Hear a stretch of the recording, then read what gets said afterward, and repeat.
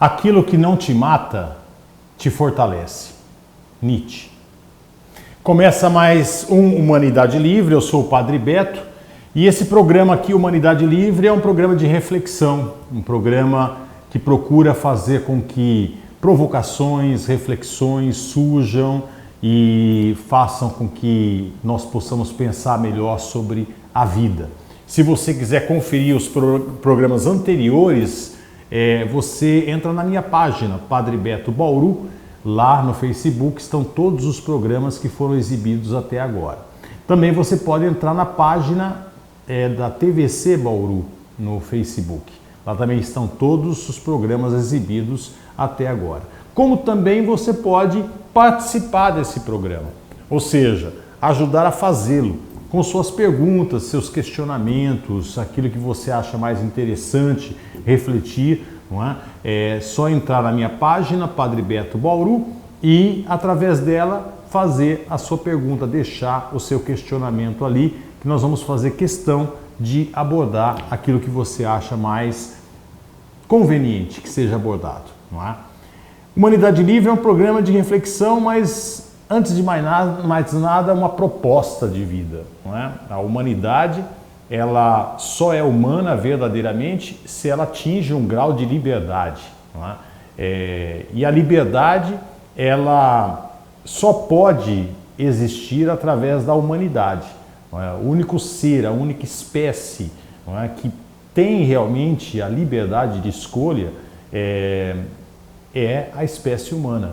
E a espécie humana, ela se torna mais humana à medida que ela vai vivendo essa liberdade. Ela vai exercendo essa liberdade. Quantas pessoas não fogem dessa liberdade e não buscam cabrestos?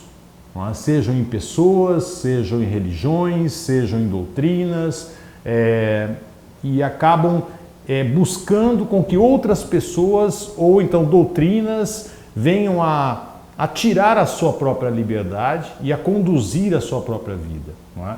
Isso é uma atitude muito infantil e isso faz com que a pessoa se desumanize. Por quê? Eu me humanizo a partir do momento que eu vou exercendo a minha liberdade de escolha. Não é? Eu vou fazendo as minhas próprias escolhas. Não é? E quando eu vou exercitando isso, eu vou vivendo e vou tendo experiências e vivências. E isso vai fazendo com que eu aprenda cada vez mais e me torne uma pessoa mais humana e comece a valorizar muito mais o que deve ser valorizado nessa existência. Então, liberdade e humanidade caminham juntas. Não é?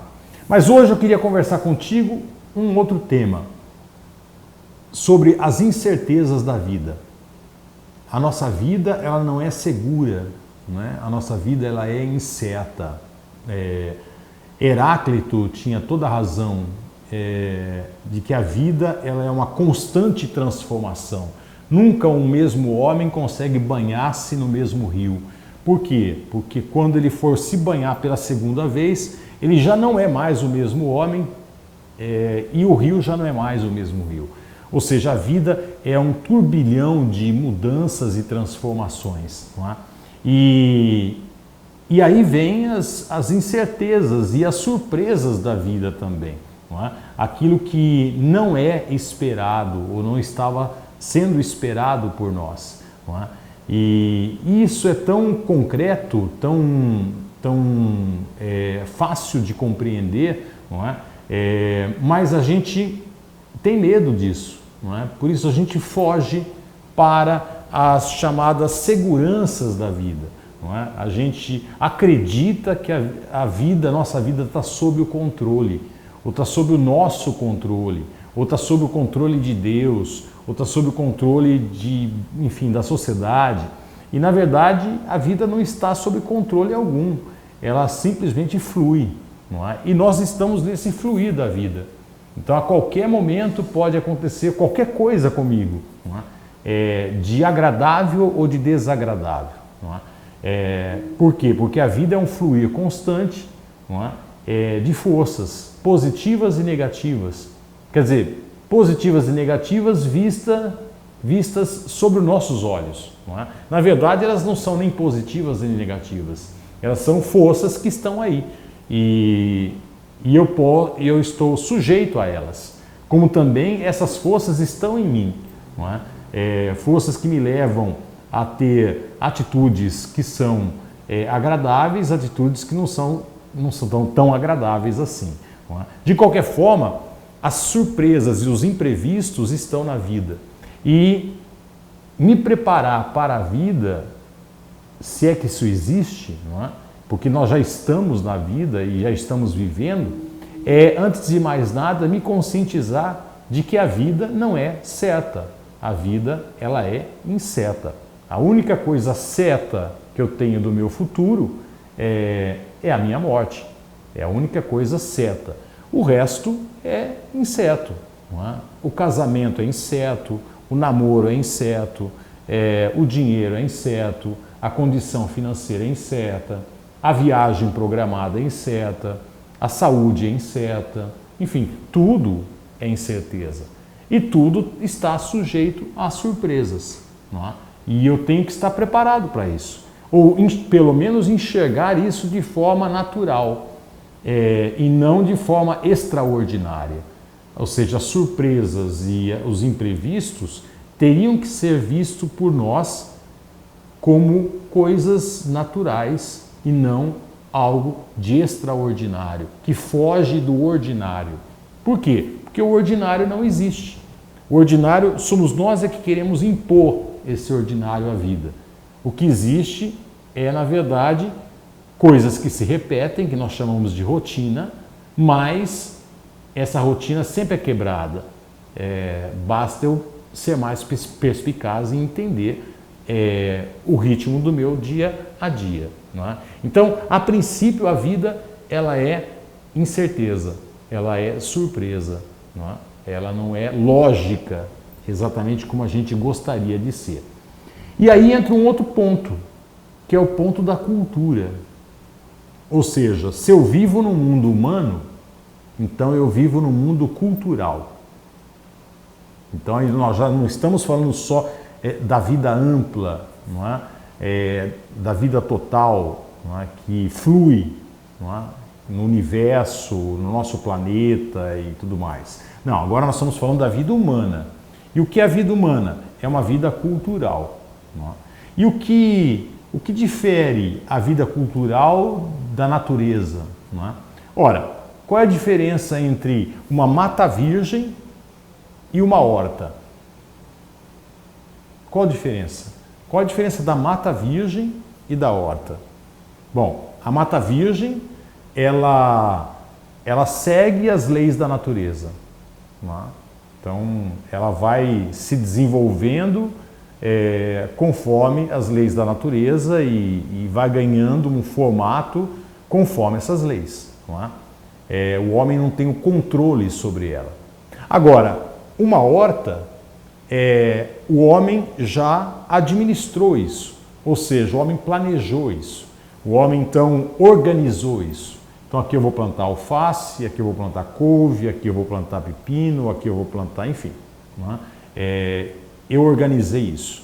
Então a partir do momento que o homem organiza o seu universo como uma horta, por exemplo, em oposição à mata virgem, aqui nós temos uma cultura. Por isso que nós falamos de cultura do café, cultura da laranja, não é? E assim por diante. É onde o homem põe a mão. Não é? Então, imagine a terra, isso é natureza. Não é? Tudo que o homem construir sobre essa terra é cultura. Então, cultura é aquilo que o homem faz. Não é? Então, tudo aquilo que nós fazemos, desde a nossa vestimenta, a nossa maneira de sentar, que não é a mesma maneira dos orientais, a nossa alimentação, né, que não é a mesma também dos orientais, nem dos europeus, enfim, tudo aquilo que nós fazemos e construímos, nós podemos chamar de cultura. E aí então vem mais um fator de transformação, ou seja, tudo em nossa cultura é transformável.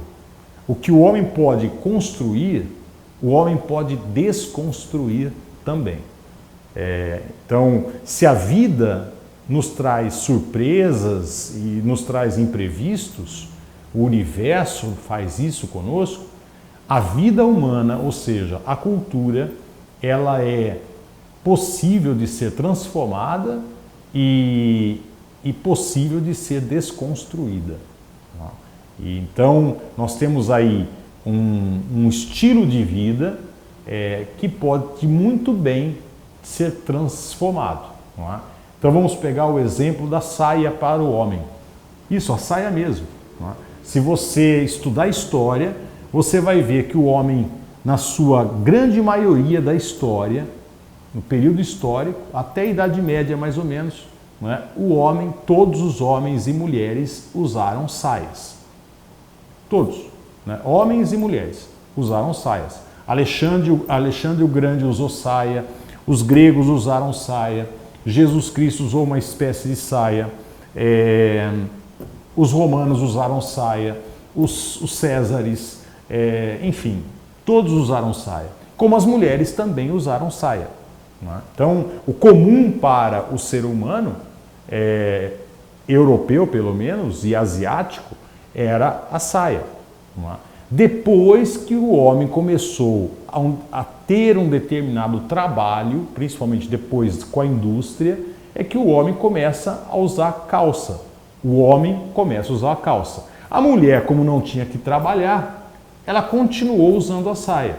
E aí convencionou-se que homem usa calça e mulher usa saia. Mas se você pensar em termos de quantidade de tempo, por muito mais tempo o homem usou saias, e a mulher também, do que calça. Não é? Isso é uma questão puramente cultural. Os escoceses usam saia até hoje, que é a kilt. Não é? É uma questão cultural, uma identidade cultural. Então, nada é fixo na nossa cultura. Tudo é transformável. Não é? Basta a gente olhar um pouquinho com mais amplitude a vida humana. Não é? Se você olhar o costume dos europeus, a bissexualidade é muito comum na antiguidade. Não é? Ela só vai ser reprimida com o surgimento do cristianismo. Mas antes do surgimento do cristianismo, você tem a bissexualidade presente em todos os povos, não é? De uma forma muito tranquila, não é? Sem muito debate sobre isso. Não é? Alguns poucos filósofos vão debater sobre isso, mas não há nenhum questionamento em relação a essa atitude do homem. Depois, com o surgimento do cristianismo, isso vai ser reprimido. Não é? Então, a cultura, ela muda, não é? Ela se transforma. E então, nada é exatamente fixo, não é? Nada é realmente verdadeiro com o absoluto na nossa cultura. Tudo na nossa cultura é transformável. Eu posso dizer que aspectos da minha cultura deveriam ser conservados? Claro, com certeza. Existem aspectos positivos da cultura que devem ser conservados, ou poderiam ser conservados, mas nem tudo pode ser conservado. Não é? Eu me lembro muito bem que na década de 70 eu assistia o programa do Chacrinha, não é? Na televisão, e a Rita Cadillac, ele chamava a Rita Cadillac para fazer uma performance, isso num sábado à tarde ou num domingo à tarde, já não me lembro mais, e eu vi a Rita Cadillac fazer uma performance que hoje já não é mais tolerado na televisão brasileira, ou pelo menos não deveria ser, não é? Num sábado à tarde. Não é? Isso mudou. Né? Quer dizer, não dá mais para tolerar isso. Não é? Então, isso se transformou. Não é? Então, nem tudo aquilo que pertence à minha cultura, ela é boa. Não é? Não, vamos lembrar do papel da mulher na década de 60, na década de 70. o papel da mulher era um papel assim muito restrito, né? Nós estamos vindo de um mundo muito patriarcal, onde a mulher era mulher do lar ou então ela ia ser no máximo professora, né? E professora que fez magistério, normal, o antigo normal, não é? No máximo isso. Uma mulher, é impensável uma mulher ativa nos negócios, né? Ativa em negócios, uma mulher que realmente buscasse ser uma médica, uma advogada, uma juíza. Era impensável isso na década de 60. Né? Mulheres assim eram mulheres mal vistas. Né? E isso foi mudando com o passar do tempo. Eu me lembro que eu dava aula, quando eu fiz direito, na década de 80, haviam poucas mulheres fazendo direito. Né? As mulheres que faziam o curso de direito eram mulheres mais maduras, não é? Mais velhas, não é? Haviam poucas jovens, não é? E poucas mulheres, mas era um curso masculino. Não é? Depois, quando eu fui dar aula na faculdade de Direito, isso no início dos anos 2000, início do século XXI, portanto, já havia mudado a paisagem no curso de Direito. Então, eu como professor tinha mais alunas na sala de aula, e jovens, e lindas, do que alunos. Havia uma boa maioria de mulheres presente ali na sala de aula. Então isso mudou muito, não é? E depois também eu vi chegando a presença de gays, não é? De gays querendo fazer direito, não é? O que sempre teve, claro, né? Mas não gays assumidos, não é? E isso é sinal, é consequência de que a sociedade está mudando, não é? E que aspectos culturais também mudam, não é? Também se transformam. E isso não necessariamente tem a ver com algo negativo. Não, pelo contrário, pode ser algo muito positivo. Não é? Tudo é uma questão de reflexão. Eu tenho que pensar e refletir. Essas mudanças que estão acontecendo são mudanças boas ou são mudanças ruins? Porque mudanças haverão sempre. Não existe uma cultura que é estática. Mesmo os europeus que conservam, eles conservam muita coisa. Se você faz uma viagem para a Europa, você percebe que os europeus não destroem nada. Então você tem ruínas romanas, não é? Ali bem conservadas, você tem prédios da década de 30 bem conservados, você tem prédios hipermodernos ao lado. Quer dizer, nada é destruído para que o moderno seja construído.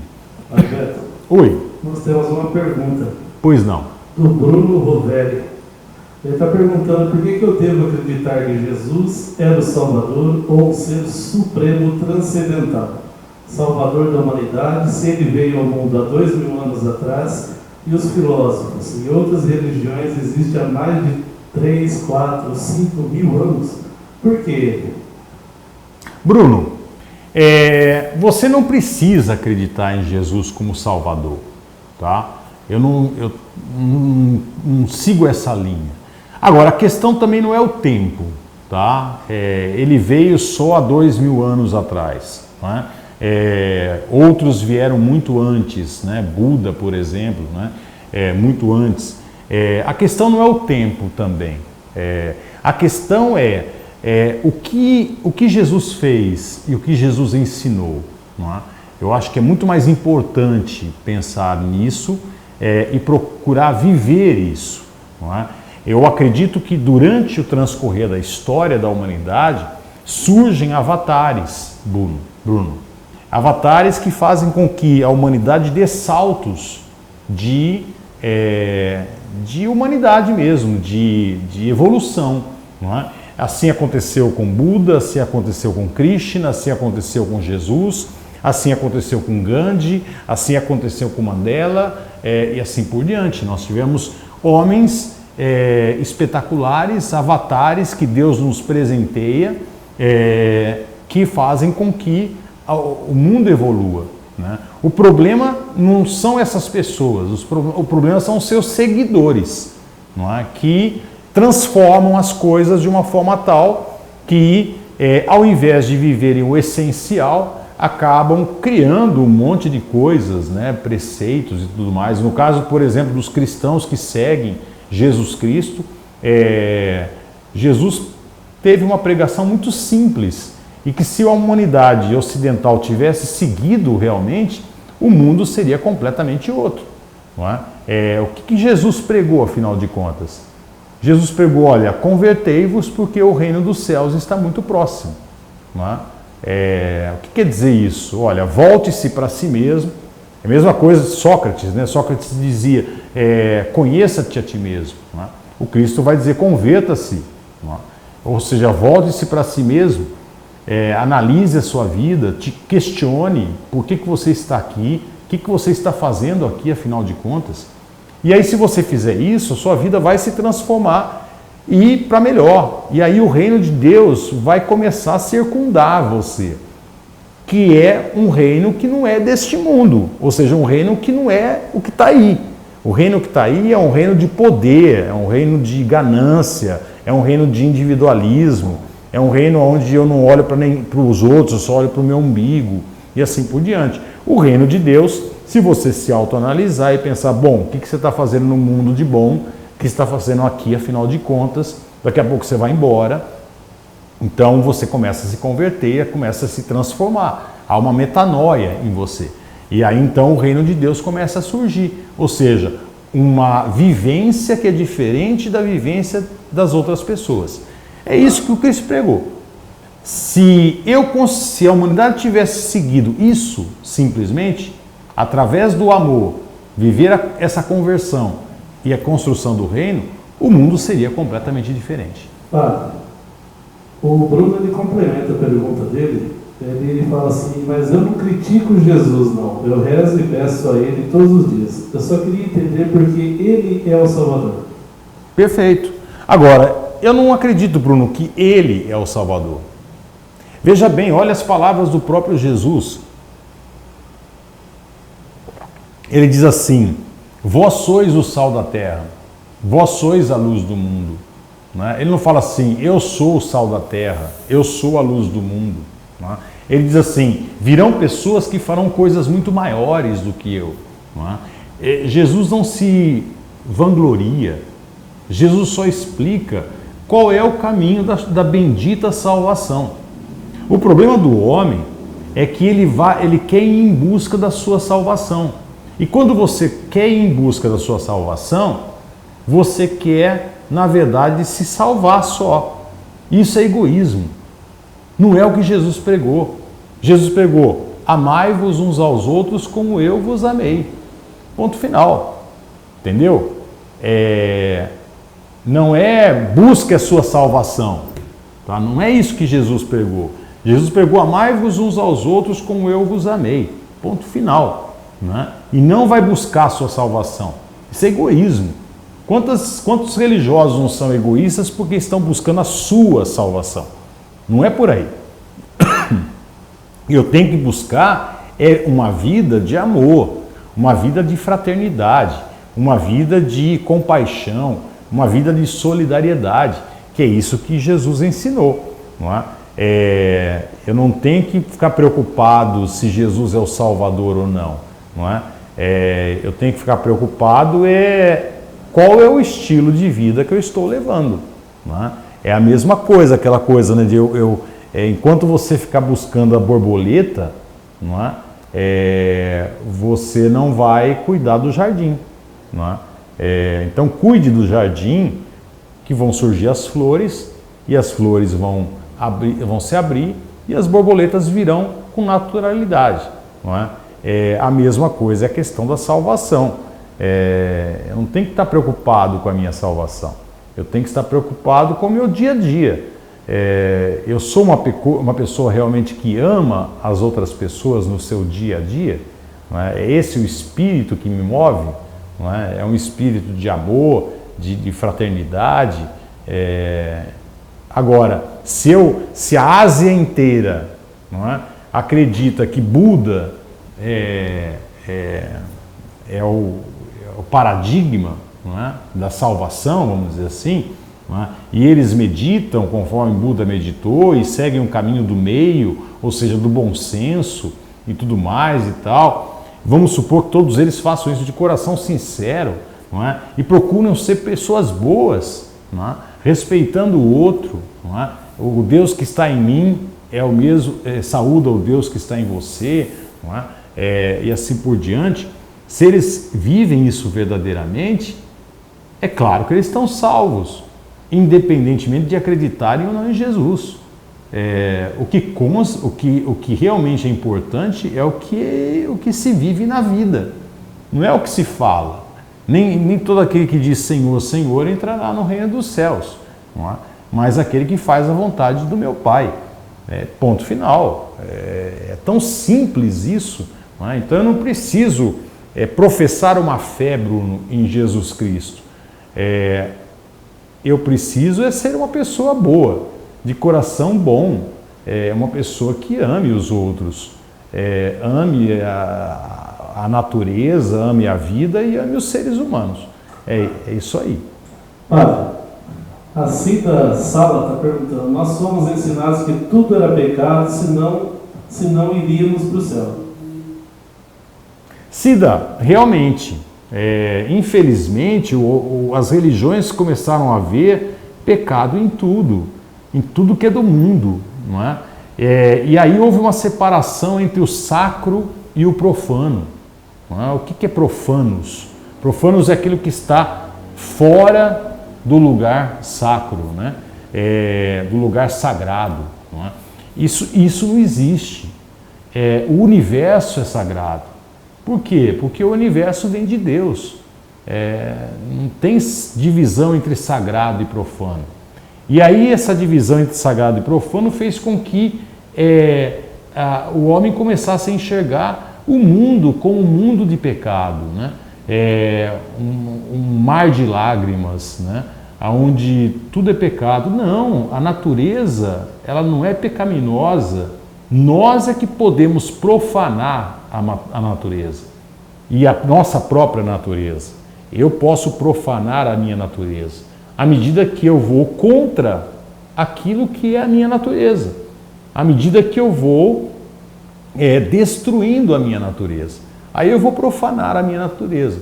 Agora, se eu viver o natural, né, que me leva para a vida, que me leva para uma vida saudável, aqui não existe pecado. O que é pecado? Pecado é quando eu destruo a vida, não é? É todo ato de desamor. Isso é pecado, não é? Bom, eu espero que esse programa tenha sido produtivo e reflexivo para todos. Eu desejo a todos uma ótima semana e até o próximo Humanidade Livre.